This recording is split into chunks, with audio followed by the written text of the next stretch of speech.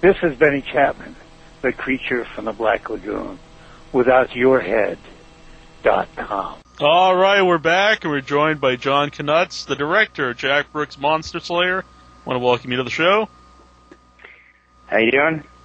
Good, thanks. Everybody check out Jack Brooks' Monster Slayer. We talked about it on the show a couple times, because I was a big fan of the movie, and so wasn't John here. Yeah, I really enjoyed it. Yeah, not just because we're having you on the show. Thanks. Right.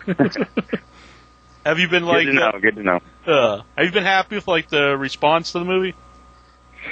Yeah, for sure. I mean, it's my first feature, so I mean, I've just been happy to get a response. Period. So, but yeah, no, we're all really happy. Everybody had, this part of the film is definitely happy with the sale to Anchor Bay. I mean, we're really pleased about that, and the release in general. So yeah, we're real pleased. Yeah, you can get it on DVD pretty much anywhere, but I guess there's also a 2-disc special edition that you can only get at Best Buy. Do you know what's on that special edition? On that one, yeah, the double disc has the second disc is a short film that Trevor and I made. Trevor, who plays Jack and produced the film, called Teen Massacre. It's a little horror short film we made a few years back, along with our editor, Matt Brulot, who cut Jack Brooks. So you get that on the second disc, and some behind the scenes, as well as a commentary. It's basically just that short film is like the extra stuff on the double disc. So, yeah. Like, how long were you friends with Trevor before you made Jack Brooks? I met Trev, I guess, about 5 or 6 years ago. So I'd already known him for a few years before we started, working on Jack Brooks. I mean, we started Jack Brooks about 3 years ago. I mean, writing a script and everything. I guess a little less than 3 years ago. And then, yeah, so I've known Trevor like for 5 or 6 years, I guess. And he was always, that's a guy you always wanted to play, Jack Brooks? Yeah, it was actually. I mean, we knew we wanted to get a name, like a recognizable name to play the professor. And so obviously getting Robert Englund was pretty sweet. But Jack was supposed to be Trev. I mean, I know Trev on a personal level, so when I was writing drafts of the script, I was, I was thinking I had Trev in mind. That always helps, with writing. So he was kind of unsure at first, and then, I kind of said, kind of encouraged him to do it. And then I guess after a few drafts arrived at the script, he jumped on board and got kind of excited about doing it. So yeah, that's how it all went down. Did he play the role like how you envisioned it, or did he make it his own? Did he change it? No, he ruined it. He ruined everything. He ruined everything. No. He did good. I mean, yeah. Like we're saying, like we're buddies, so it's fun to work with each other, and I mean, there's a lot of things that Trev. I mean, Trev's not actually like that pissed off in real life, but he there's like a lot of little things he will do that, and I was excited to kind of bring out in Jack's character. So I mean, I can see like the actual Trev type things in the Jack character that probably other people would notice, and so I think it's pretty cool that we got some of that stuff out in the character. But yeah, he did a good job. I mean, I was really proud of him. It was his first major acting role, so I mean, in his first feature. So I think he really held together, especially to be the star of the film. Yeah, and you mentioned you wanted a big name actor to play the professor. You guys got Robert Englund. Like, how did that come about? I mean, pretty conventional, really. It was just we sent him the script, and fortunately, I mean, all the scripts go through his agent first, and his agent was really digging it. I mean, he really liked it, so I guess he passed it on to Robert and was kind of like, check this one out, because the agent works as like a filter, because Robert gets a lot of scripts, as I'm sure most actors do. Anyone recognizable actors receiving material gets a lot of scripts. So, and yeah, his agent really liked it, and he just said, give it a read. Robert read it. I don't think Robert got it at first. He used to tell me that on set. He's like, yeah, I didn't like it at first. But then he read it a second time, and he kind of got it. I don't think he kind of, the first time he read it, I don't think he got the whole 80s retro throwback style we were going to give it. And then when he kind of read it a second time, he picked up on it and then jumped on board. And that was it, man. He just called me one day and was like, let's do it. And I was like, sweet. We actually said beforehand that we thought it was like one of his best roles we ever seen him in, besides the obvious. Yeah, right. Well, that's cool, man. That's a compliment for sure. I mean, yeah, like I'm a huge Freddy Krueger fan. I always, I've been since I was a kid. But I knew he had a comedic side to him. I mean, even as the Elm Street films progressed, you could tell, Freddy got funnier, and Robert Englund was having fun with it. So I just thought, Robert, I don't know, just even listening to commentary tracks the guy would do, I just thought the guy was funny. So I just, when we decided to go for him, we thought, I bet you he's got a real slapstick side to him that's just waiting to break out. So, and it turns out we were right. He was really excited to do that. I mean, that was part of the reason why I took the character, or took the part, because he was like really excited to do some funny stuff, and not be that typical evil, cameo. He got to be like a ridiculous, quirky science professor. So I think he had a lot of fun. Yeah, I mean, actually, when you watch, you can kind of tell that he really looked like he's enjoying doing the movie. Yeah, no, for sure, and that's cool. I've heard a few other people have commented on that as well, and I think that's great because, I think it makes a difference when you can tell the actor's enjoying himself. Yeah. On the commentary, I know you guys, I don't know which John it was, because there's actually two Johns in the commentary. They said that you based the professor off like your dad. Yeah, no, that was me. There's only one John in the commentary. It was myself, Trev, Pat, and Ryan. Oh, okay. The other John is actually our co-writer. He wasn't part of the commentary. But yeah, I kind of based the character, the professor, off my dad a little bit. I mean, it's not like my dad is actually like that. But no, my dad's actually not. He's totally human. But he, I mean, it's just like it's when you're writing, they always say it's nice to ground yourself with, people and relate to, write what you know kind of thing, and then expand from there. So I just sort of took elements of my dad's kind of, my dad's really into science and stuff like that. Yeah. And sort of intrigued by things and is fascinated by things. So I just sort of drew from that, but kind of, I can't say my dad's anything really like Professor Crowley. Right. Do you think sodium can... starting point. Right. You think sodium... I was just wondering, would he say sodium is like a good weapon to use on a monster? If ever confronted by one? Yeah, I mean, that's all factual stuff. I mean, I'm proud to say that really, sodium does react that way. Mm-hmm. However, I don't know if it's enough to blow up a monster's head, but we were kind of like, we were trying to say, I wanted to do something just a little different, that somebody didn't say. We were thinking of like liquid nitrogen at one point, but it was like, we've all seen that. Mm-hmm. Liquid nitrogen crap. I mean, it's cool, but it's just, I've never seen sodium. So I thought, what the hell, we'll blow up his head with sodium. That was my dad's idea. Actually, I got to credit my dad on that one. I was like, I need something different. What's explosive, that you could actually kind of demonstrate in a class. My dad's like, well, sodium, actually, if you get it wet. I was like, good enough. We got a caller in the line. We got Astro. Hey, my question is, what are some of the movies that influenced you to make Jack Brooks Monster Slayer? Certainly the horror films of the 80s, no doubt. I mean, I grew up with those movies. So we were definitely looking at movies like Cronenberg's The Fly was a huge one. Gremlins, Evil Dead trilogy, Big Trouble in Little China. We looked at quite a bit, actually. If there was some Reanimator was in there. A lot of 80s stuff. Ghostbusters, From Dusk Till Dawn, even though that was in the 80s, that was definitely one we were looking at for some of the effects. Personally, I really was kind of drawn from The Fly. I'm a huge fan of Cronenberg's The Fly. That's one of my favorite horror films.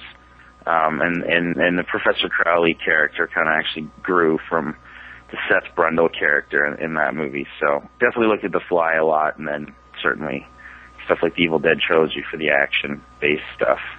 Mm-hmm. Now, the monster at the end is a lot of fun to see. Oh, yeah. That's good. That's good to hear. Yeah. Did you always know that the main monster at the end wouldn't be like something somebody could wear? Yeah. I mean, that one. To be honest, that monster was the hardest to do. I mean, it was kind of like it got a little out of control because we wanted to step it up and have this. You know, I mean, it's the climactic monster, so we thought, all right, this is going to be pretty big and. I know Dave Scott, who did all our creature effects, you know, wished he could have done that even a little differently. He was kind of pressed for time. We'd thrown so much at him, and he always tells me he would actually design the thing a little differently. But we always knew it was going to be like a Jabba the Hutt type kind of puppeteered thing. Uh-huh. That being said, it was really difficult to shoot. I wish we had a little bit more time and money on it. The thing was just a pain in the ass. It took like 8 people to operate it. And, you know, it was cool for like the first day, but after like 6 days of shooting it, and it takes forever. Uh-huh. You kind of start to hate the thing. But yeah, we always knew it was going to be like a puppeteered kind of thing. Well, I think it was worth it because it did look awesome in the end. Oh, cool. I appreciate that. Did you keep any of the props or any of the tentacles? Yeah, funny you mention that. Actually, that giant monster, which we call the Prof Monster, it just got shipped back to us, to our office. It's sitting down in storage, and the security keeps coming up and telling us we need to move it, and we don't really know what the hell to do with it. So right. I actually got to move the damn thing tomorrow. I think me and like a few guys are gonna have to lug it up through the elevator, and I don't know. It's huge, so it's gonna be a pain in the ass. But yeah, we got that thing, and we've got a lot of the tentacles and the Cyclops we still have, and we got most of the stuff actually out sort of sitting in the back of our office. Mm-hmm. I think autographed tentacles would get over well like a convention. Yeah, autographed tentacles. Yeah, well, for sure, man. I mean, that's what the people want. When you go to like the conventions, anyone ever asked for like anything unusual signed? If unusual to sign? Right. No, I mean, no. They will now. Really. I don't. Yeah, exactly. I mean, I don't think we're really that popular yet. We've signed, you know, just posters and stuff like that, just the typical stuff. But there hasn't been like a whole ton of it yet. I think a lot of people, really like. I know we've had some great buzz, but I think now, or at least a few weeks ago, is when the movie really first started to make some noise because, you know, not a lot of people know about it. We're kind of this little production company from Ottawa that nobody really knows about with this weird original monster movie. So, yeah. So I'm just kind of waiting to explode. You know what I mean? Hopefully. Is there plans for a sequel? I think I read somewhere that there was. Yes, we are in the middle of developing a script for the sequel. So yes to that. Hopefully we can get the green light to make it. Well, we'll see. I don't want to give any spoilers to the planned sequel, but would he be like fighting like a whole new like breed of monsters, or would you want to continue like the Black Heart, or would it just be something different? Oh yeah, no. The Black Heart is done, man. Totally done. It's a whole new, completely new slate of monsters. We really pick up where the first one ended. So I mean, he's a monster slayer now. So it's going to be a very different movie. Like we knew we didn't really have the budget, I guess, to do what we really want to do with the first one. So that's why the first one sort of became this, you know, how somebody becomes the birth of the monster slayer. You know, and now hopefully that we can turn some heads. Hopefully we can get the money now and make like the full-blown Indiana Jones action version now, you know? Right. Would he keep any of like the toolbox weapons? Yeah, well, you know, that's funny. We were actually talking about that today because we were like, well, what the hell is he going to use for weapons on? I think so. I mean, I'd like to get something in there just because it's kind of like he's the plumber, you know. He's got to use, but in a way, he's kind of upgraded too. So I guess he's got some more serious stuff now. But yeah, I think we got to find a way to get some sort of plumbing tool in there just to, you know, like the first one. Mm-hmm. When I brought up the black heart earlier, I was just wondering the scene when the professor eats the black heart, if that was like kind of based off Jason Goes to Hell. You know what? I've seen a lot of horror movies. I'm actually embarrassed to say, but I've never seen Jason Goes to Hell. What? The classic Jason Goes to Hell? No, I stopped at Manhattan. I love that one, by the way, but I didn't see Jason Goes to Hell. I don't know why. I just haven't seen it, and I've heard that apparently her heart looks similar, but I honestly have no idea because I've never seen the film. However, maybe the effects guys who designed it were kind of based off that, but no one's ever mentioned anything to me, so I think it's literally a coincidence. All right. Just don't ever blast Jack Brooks off into space. No, you don't want to go into space. No, that's like Hellraiser 4. It's like, we're in space now, I don't know. Right, yeah. Jason X as well. I actually had a suggestion. I thought, like, what would be good was, like, if he battled, like, a band of trolls. Like, a big group of trolls. Like a bunch of those, like, trolls. Like, what kind of trolls? What do you mean? It comes out of the bridge. You know, they live under the bridge and stuff. Oh, yeah, the actual troll on the bridge. Yeah, no, that'd be cool, for sure. No, I mean, I think there's an opportunity to have Jack fight sort of those, you know, typical campfire story monsters. So, yeah, that'd be fun because I think trolls are awesome. Big trolls or little trolls? Big like and small. Trolls? Oh, okay. You want both trolls. Yes. Cool. I know John's a big fan of the store owners. Howard, played by David Fox. Will we see him in the sequel? We're really trying to get him in there because everybody seemed to like him so much in the first one. But, you know, I'm not just going to stick him in just to stick him in. He's got to work, you know what I mean? So we are working on that, though, because David Fox is such a great actor, and the Howard character ended up being pretty funny, so... I mean, I just love the way he played it. I mean, it was funny in the script, but when he actually came in and did it, we were all just like, oh my God, this guy totally gets it. Yeah. So, yeah, it'd be nice to get him in a second one. We'll see. No guarantees. Right. Was it always your goal to use, like, real special effects, like, instead of using the CGI? Oh, yeah. Right from day one. There was absolutely no way we were using CGI. Did anyone ever try to talk you out of that or anything? No, they didn't. Everybody was like, right on.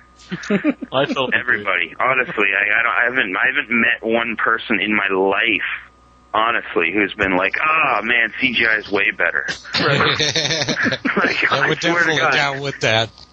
Everybody, it's like they all really like the practical stuff. But, you know, I mean, I'm not saying I don't like CGI. I think it's awesome if it's, you know, it's just got to be used right. But, I mean, in this particular kind of movie, I mean, this is like, it literally was like a throwback to the 80s. And, I mean, it just wouldn't have been the same movie if we used CGI. Plus, CGI in, like, sort of these B horror films, it sucks. It sucks so bad, man. I can't even look at it. You like the Sci-Fi Weekly movies? Oh, yeah, I hate it. It's just, I'd rather see, like, a really bad puppet than even, like, me too. Mediocre CGI. Yeah. Yep. It's just more fun. The audience just reacts differently because they know the thing is, they know that the effects are happening right there on the set. You react differently than, you know, something that was digitally created later on. Mm-hmm. Was the dog Waldo, was that anybody's pet? No, that was actually a acting dog. It was like a trained acting dog. You actually had to pay for it was CGI. I was like, oh no. That's the only CGI in the movie. Couldn't find the dog. Yeah, no, he came up from Waldo. Blue was the dog's name.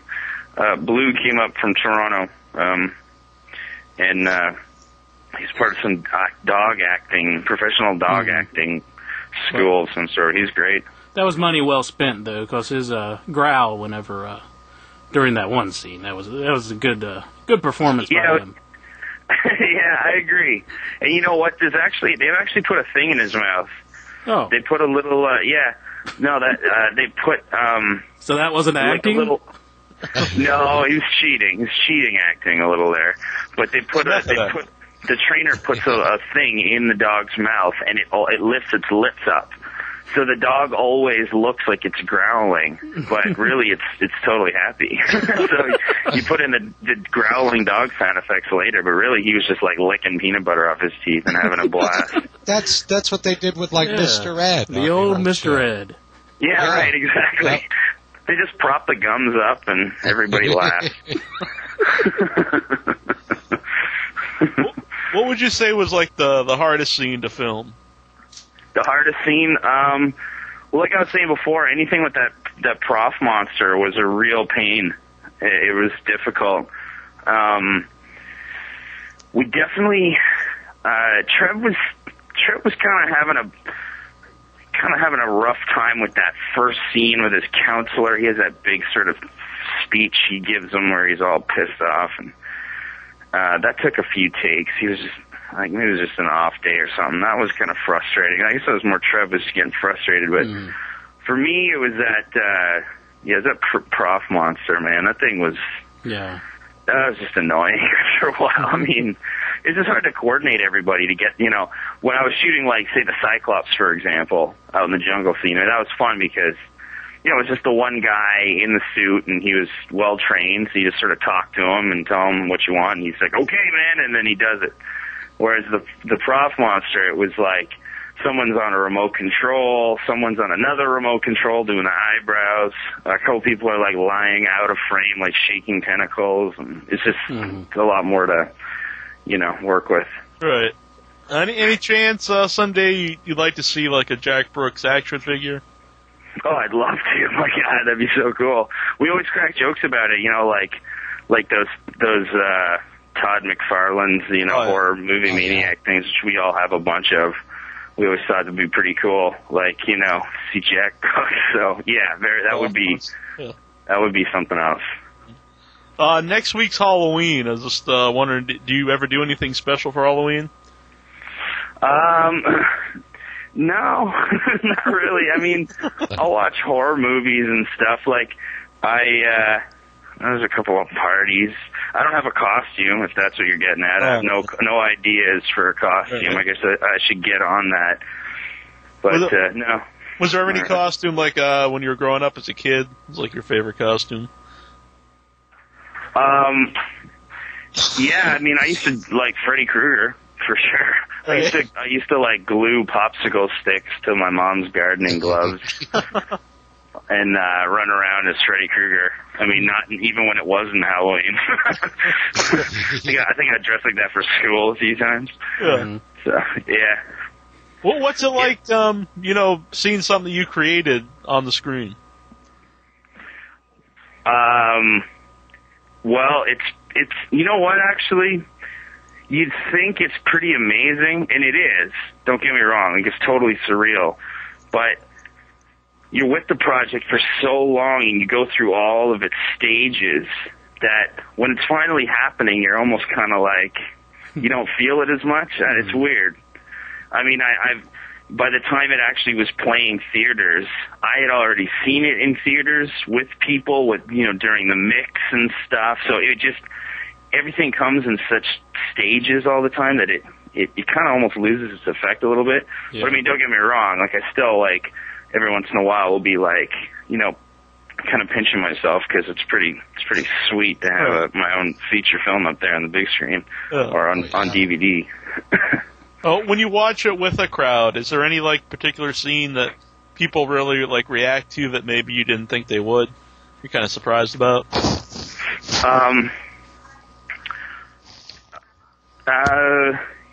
Yeah, the counselor scenes, people seem to laugh pretty good at that, and I wasn't sure if we got that right, but I find most people kind of react to Trev's little freak out he has. Howard got a bigger reaction than we thought. I mean, I thought he was funny, but people seemed to really like him. Yeah.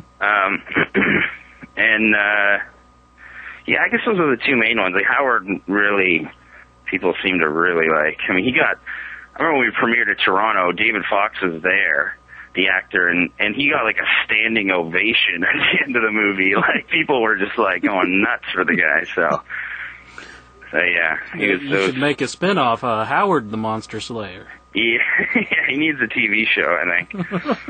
Yeah, he could actually just be like the host of it. He could go and start telling about stories, and he go right into it. Yeah, exactly.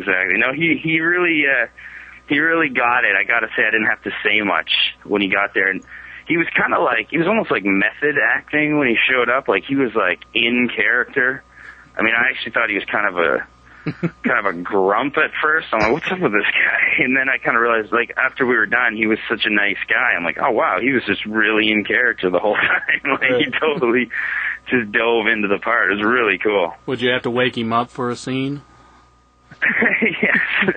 Well, he was just like, he would actually kind of be like Howard, you know, even when we weren't rolling. Like, he would just be kind of mad, and he looked very confused. And I was like, geez, does this guy know what's going on? Like, is he going to be able to take my direction? And then I realized, like, that's his character. He's the confused old Howard guy. So it was great.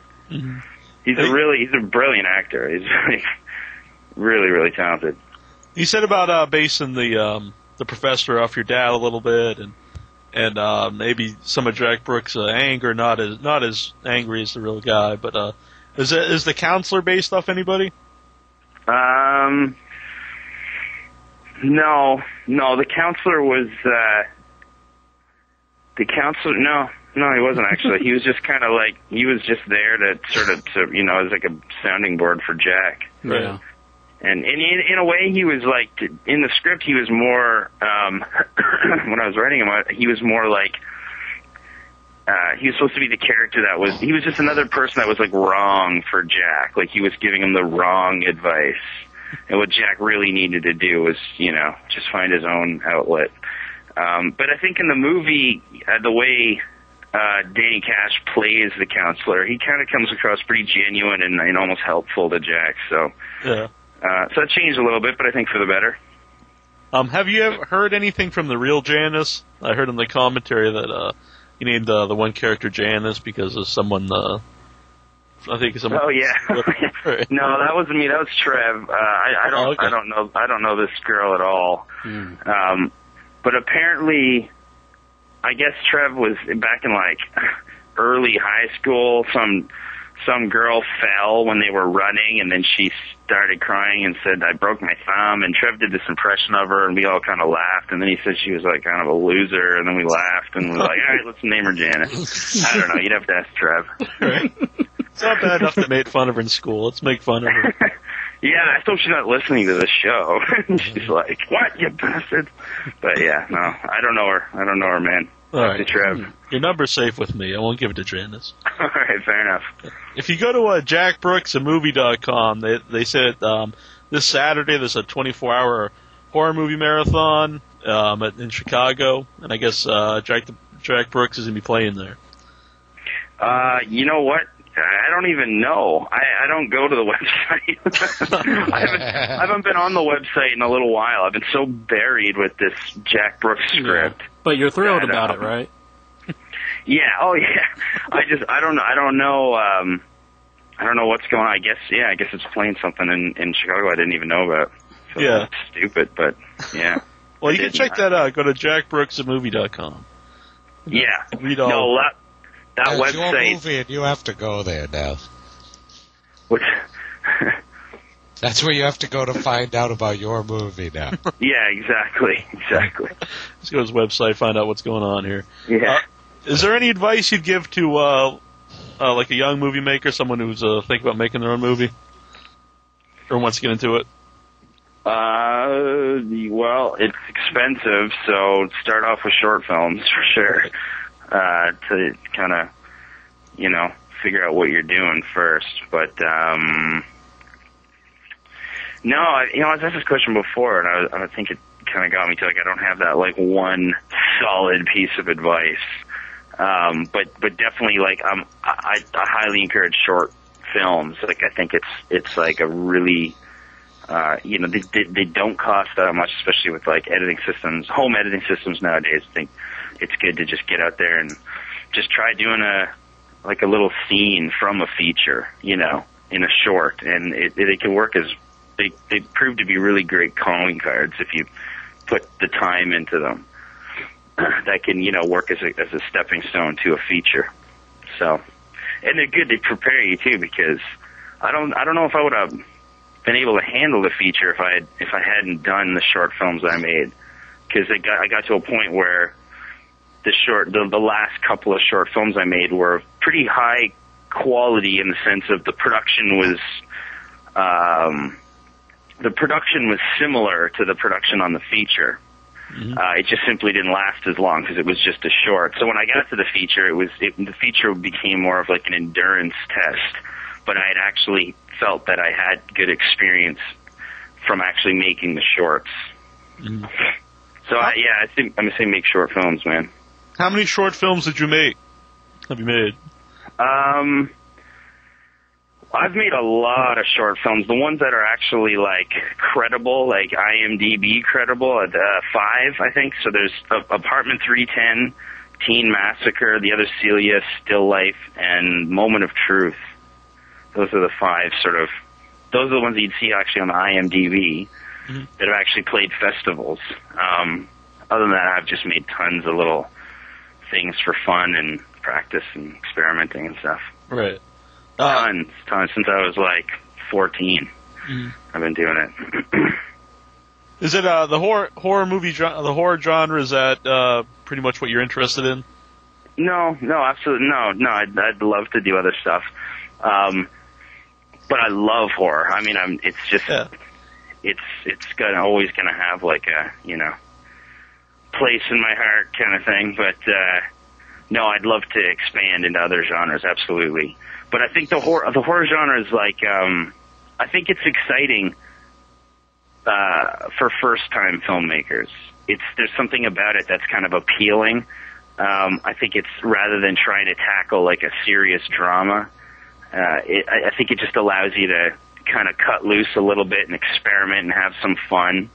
And horror movies are fun, and I think if you do it right and you can get that reaction, then I think that's enticing to a first-time filmmaker. Yeah. So that played an effect for me as well. I thought it was a good genre to start in, but most of all because I'm a huge horror fan. I just love this stuff. I'm addicted to watching horror movies. I cannot get enough.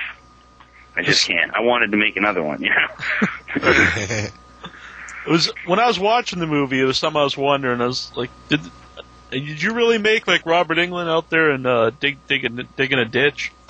Yeah, no, he's pretty. He really gets in there, you know, and he did all his own stunt work. I mean, like that was him banging into the door and stuff and wearing the contacts. So I had him down there. That was his first day, actually. I'm like, all right, get on your knees, start digging that hole. Felt a little weird, but he was like, okay. He's awesome. Like, he's just got such a wicked attitude. It's amazing. He's just so gung-ho. He's like, yeah, let's do it, you know? That's awesome. Well, thank you for coming on tonight. Let everybody know you got to pick up Jack Brooks' Monster Slaying, on DVD. I don't know, is it coming out on Blu-ray at any time? I hope so. I mean, I don't know the details on that. I hope it does, but at the moment, no, just DVD. Mm-hmm. I don't have Blu-ray, so it doesn't bother me. No, I'm the Blu-ray fan here, so sorry about that. He's all uppity over the Blu-ray over here. No, I'm a Blu-ray snob. I'm sorry. Yeah, it's pretty sweet. Elitist. Anything you want to tell like everybody out there before I let you go? No, I mean, this is fun, man. I had a blast. I love talking about horror films and stuff. So, and obviously, get out there and check out Jack Brooks because that'd be great. Excellent. Thanks for coming on, man. Yeah, no problem. I had fun. Hey, everybody, headless and brainless out there. Scott McKinley here with Jim Bartu of Creep Van, and you are listening to WithoutYourHead.com.